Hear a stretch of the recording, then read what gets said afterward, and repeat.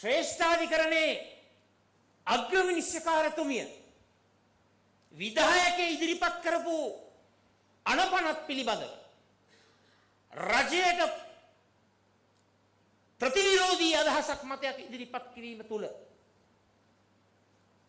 දිවාරෑ පාර්ලිමේන්තු පවත්වලා දෝෂාභියෝග ගෙන්නලා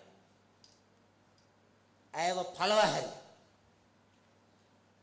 අධිකරණයේ ස්වාධීනත්වය ගැන කතා කිරීමේ සදාචාරාත්මක අයිතීන් පිළිබඳව අපි හැමෝම හදවතට තට්ටු කරලා කතා කරන්නට ඕන. හෘද සාක්ෂිය දෙකඟව කටයුතු කරන්නට ඕන. මට මතකයි පළාත් පාලන මැතිවරණය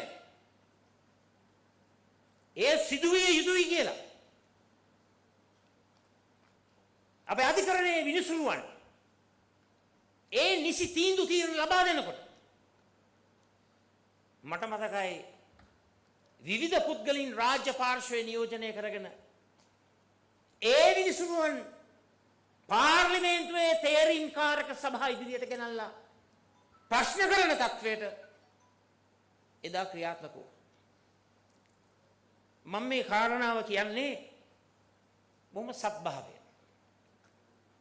අපි කියන දේ කරන්නටත් ඕන, කරන දේ කියන්නටත් ඕන. ඒක විපක්ෂයේ හිටියයි කියලා ආණ්ඩු පක්ෂයේ හිටියයි කියලා ඒක වෙනස් වෙන්නට බෑ. විපක්ෂයේ ඉන්නකොට අධිකරණයේ ස්වාධීනත්වය ස්ථාපනය කිරීමත් රාජ්‍ය බලය ලැබුණෙන් පස්සේ විධායකයේ අනසකවලට යටත් වෙලා අධිකරණයේ කටයුතු කිරීම. ඒ වගේ දිව දෙකේ දෙබිඩි ප්‍රතිපත්ති මේ සභාව තුළ ක්‍රියාත්මක වෙන්නට බෑ.